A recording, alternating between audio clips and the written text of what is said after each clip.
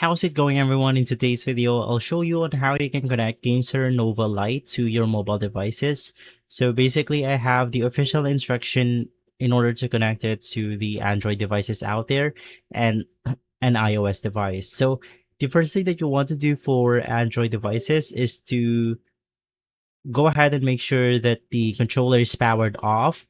And then while you're at it, you want to press the B button and the home button for around 3 seconds until third and fourth indicator flash quickly.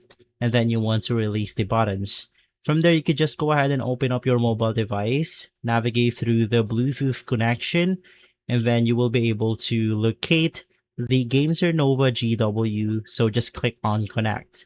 When the third and fourth indicator remain solid, it indicates that our Bluetooth connection has been successful.